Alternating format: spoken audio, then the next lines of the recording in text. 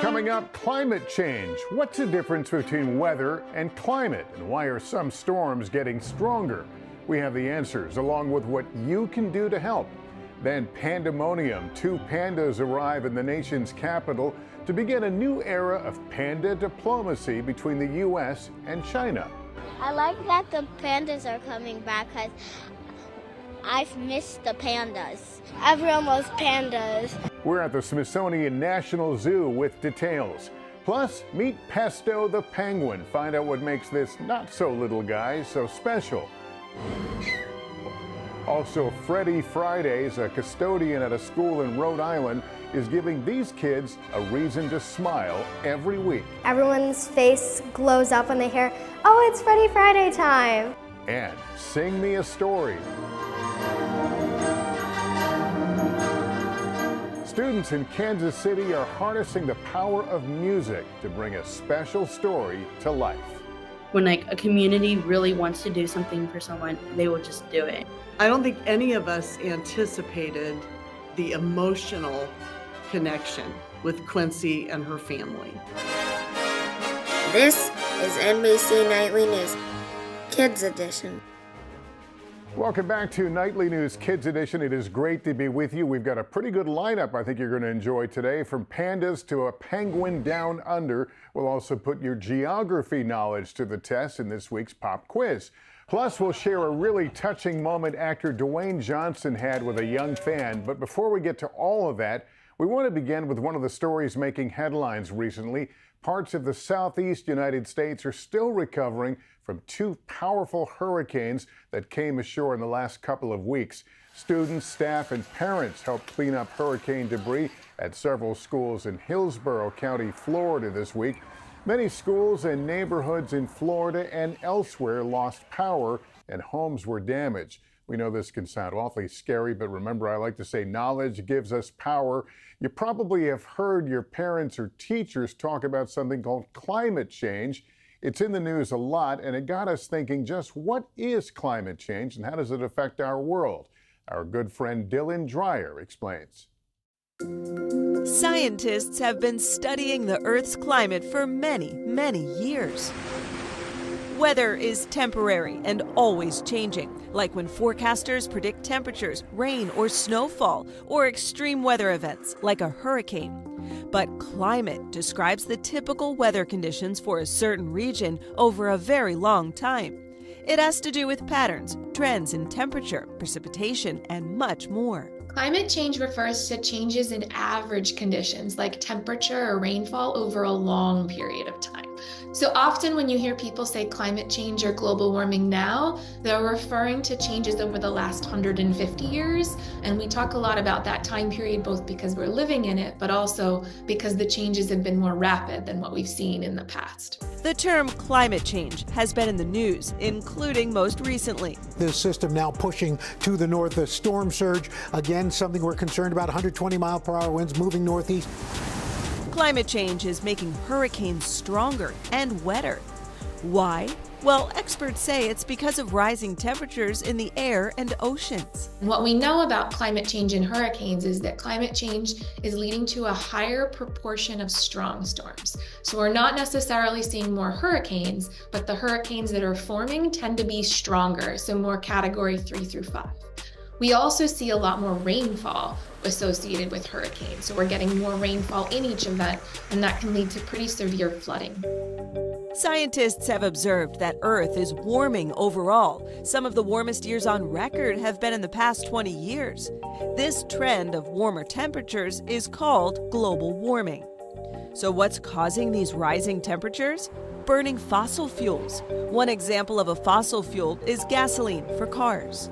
Deforestation, the clearing of a wide area of trees, is another reason why temperatures are heating up. Forests can absorb lots of something called carbon dioxide, then release oxygen for people to breathe. But when trees are cut down, much of that CO2 remains in the atmosphere, making things worse. Trees also provide a safe place for animals to call home. These all contribute to global warming. Global warming impacts people and animals all over the world, and if left unaddressed, could have some really serious impacts on our planet. We're seeing changes, in average temperatures around the world. So the world, planet Earth is getting hotter on average. And with that brings a lot of other impacts. So changes in rainfall, more extreme events, changes in sea levels that impact people all around the world. This can sound really scary, and if you're worried about climate change, here are some things you can do to help address it. What happens in the future depends on us, and that we know what's caused climate change, we have options for the future, and some of what we know is that activities that produce less emissions will lead to less warming. So if you live in a city, things like public transportation, walking and biking, those tend to have less emissions than other ways of traveling. And wherever you live, less food waste tends to lead to less emissions. Someone once told me that science is hope. We know more about our planet now than we ever have before, and we learn more about it every day. Taking steps to preserve our planet for years to come.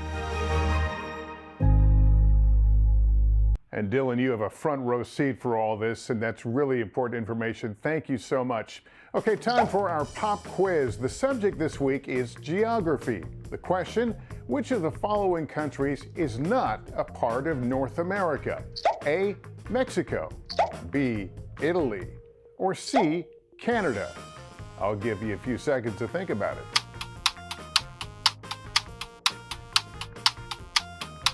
Okay, time's up. The answer, it's B, Italy. Italy is a part of Europe. You can easily identify it on a map by searching for the country that looks like a high-heeled boot. That's the one. Italy is known for many things, including their deep history, amazing food, art, architecture, and a lot more. Let's turn now to our picture of the week. It's been nearly a year since the Smithsonian National Zoo said a very tearful goodbye to its last 3 resident pandas. Now, some good news. 2 giant pandas returned to Washington, D.C. this week, a place they will call home for the next 10 years. Let's get details from our pal Tom Costello. This week, 3-year-old Bao Li and Qing Bao arrived in the United States on FedEx's Panda Express after a trans-Pacific flight all the way from China. These giant pandas will begin their 10-year stay at the Smithsonian National Zoo. It's part of a 20-year global breeding and conservation program that's helped move the species from endangered to vulnerable. We have accomplished so much. One of our jobs was to crack the code on giant panda reproduction. If you want to save a species, you have to make more of them. Already, excitement has been building for this new wave of Pandemonium. They're the ones that I come to see it. I'm not a morning person, but I'll come as soon as the doors open when they're here. And when they come, we'll be back. For nearly a year, the popular panda exhibit, which draws close to 2 million visitors annually, has been without these cute black and white balls of fur. After the National Zoo sent home its last 3 pandas on China's request. I like that the pandas are coming back because I've missed the pandas. In preparation for its new residents, the zoo has been renovating its facilities to ensure a long-term and stable source of edible bamboo, with improvements like new climbing structures, rocks, hammocks, and pools. Everyone loves pandas, and people come from all over the world to see pandas. Bao Li and Qing Bao are the first bears China has sent to Washington in 24 years. Bao Li is the 3rd generation in his family to live at the zoo. His grandparents came here in 2000.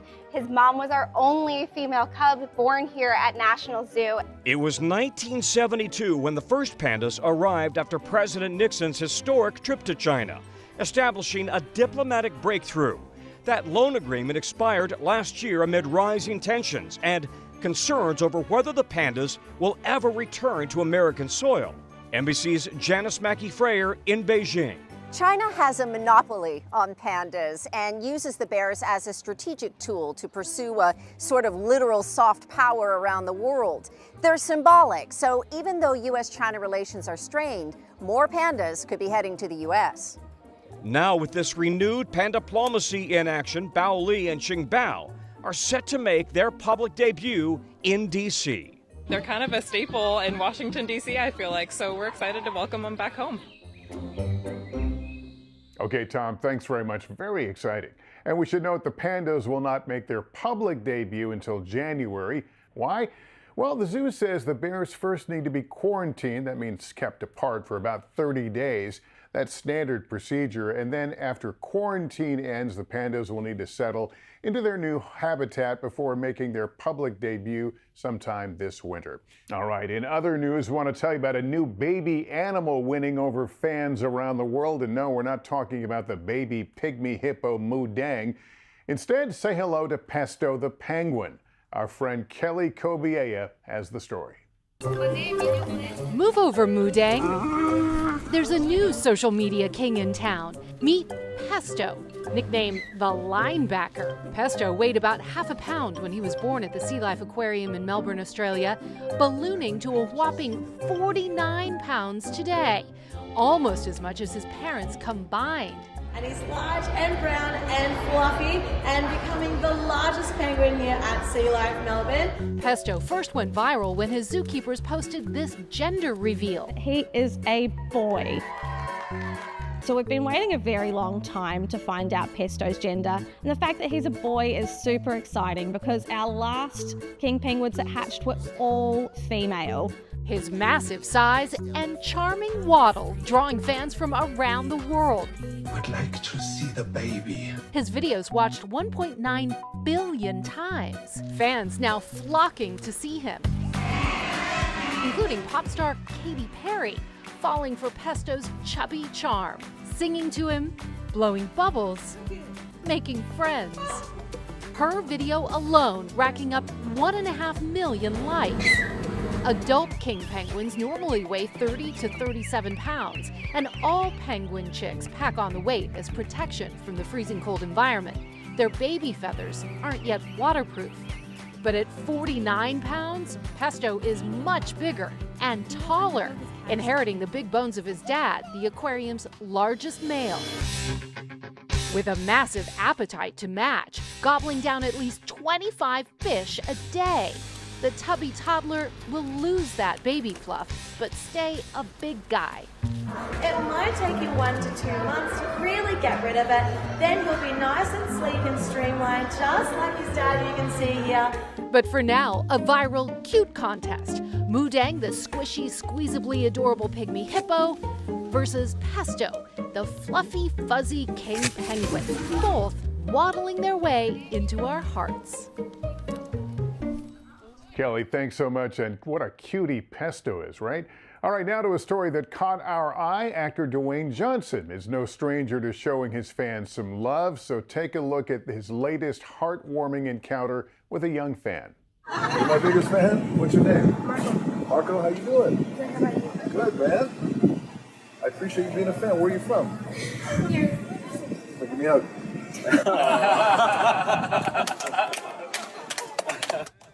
That's 11-year-old Marco receiving a big surprise after running into the rock while he was on a movie set. Johnson taking to Instagram to share the touching encounter, writing, "Marco, it's great to meet you, shake your hand, and give you a big hug. Thank you, big man, for being my biggest fan. P.S. Us big boys cry too." Aw, that's so great. And big thanks to our friends at the Today Show for flagging this story for us. Well, speaking of heartwarming, one elementary school custodian in Providence, Rhode Island is going the extra mile for students, treating them to a special performance at the end of every week called Freddie Fridays. Let's get details from our friend Sam Reed. Through the doors of Vartan Gregorian Elementary School in Providence, longtime custodian Freddie Bucci is busy getting things cleaned in the cafeteria. He goes really above his role. Ahead of lunch. I come in and take pride in my work. For 25 years, he's made a home here, and quite the name for himself. When I came to Vartan, the first person that I heard about was Mr. Freddie. And if you're wondering why students are scurrying through the lunch line, it's because all of them are eager. I like his Freddie Fridays a lot. For what's to come. Everyone's face glows up when they hear, "Oh, it's Freddie Friday time." While kids munch away on lunch, Freddie is getting ready. The kids definitely look forward to Friday lunchtime to see what Freddie has up his sleeve. Because for the past 5 years at the end of each week, He started Freddy Fridays in first grade. this day is dubbed Freddy Fridays. When the t-shirts started being made, that's when I knew he was making it big. Today we're going to start with Mr. Freddy Friday. Using his custodial tools, he comes up with tricks. Well, I get the ideas in my head. What can I use, you know? 1, 2, 3. And then he puts on a performance for both lunch periods. And really is one big factor on why kids want to come to school, because they want to see Mr. Freddy and they want to see what the show was all about on a Friday. Freddy, who was coincidentally born on a Friday, says waiting to clean up after kids got old. The cafeteria gets boring. We're in here, you know, you may wait for a spill or something. So I threw a couple bags up in the air. All of a sudden, the kids got like, oh, wow. And that's when he put things into motion. To date, he's put on well over 100 performances. I was just like really surprised. And they're absolutely adored by all. To make us happy. And does he? Yeah, really much. Of course, he doesn't have to do this. But Freddy says he enjoys it equally as much. Priceless. If I can make someone else's day better, why not? I feel even better, you know? When it's all over, it's right back to work. How was that pizza, good? And as the kids head to their classrooms to learn lessons from their teachers, they know there's someone special who cares equally as much. He's not like everyone else. I think we are really lucky that we get to have him as a janitor. Freddy's the best janitor in the whole wide world. Sam, thanks so much. Finally, in our Inspiring Kids series, one organization is hitting all the right notes, bringing hope and smiles to one family in Kansas City. Let's get details from our good friend Kate Snow. 1, 2, ready and go.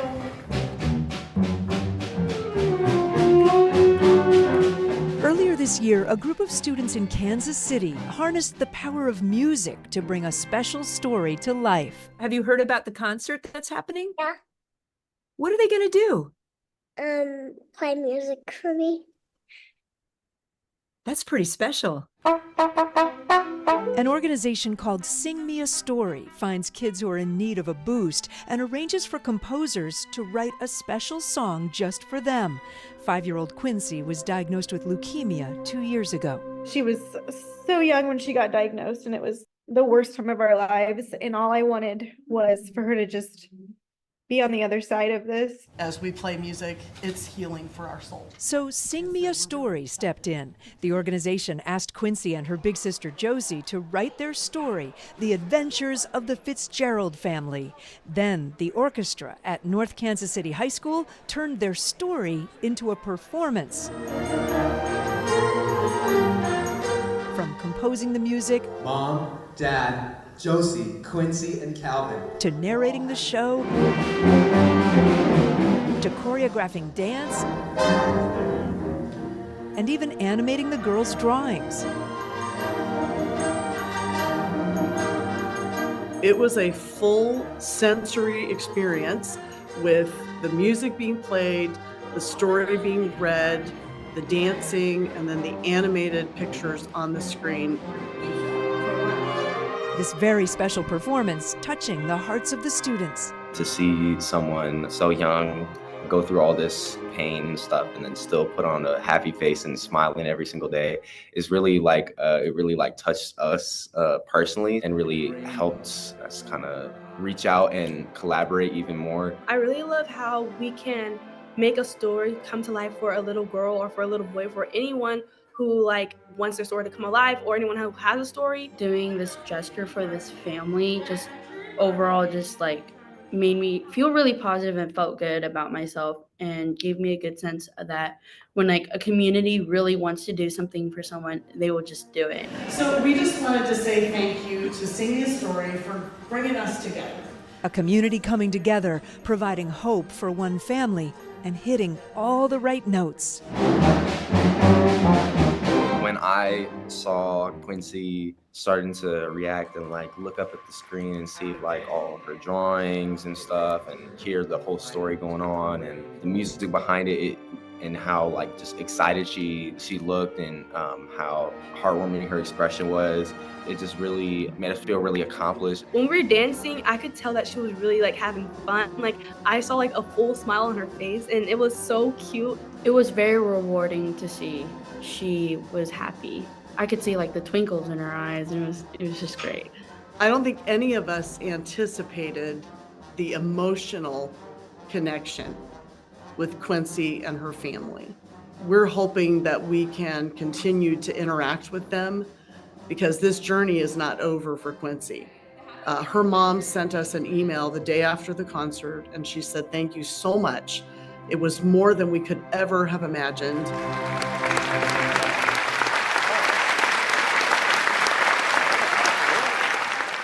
It was awesome.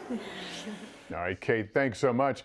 Well, that is going to do it for us, parents. Just a reminder, if your child has a question about any topic in the news, email a video to us at nightlynewskids@nbcuni.com. We'll try to answer them in an upcoming episode.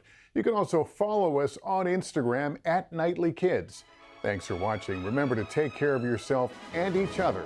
So long.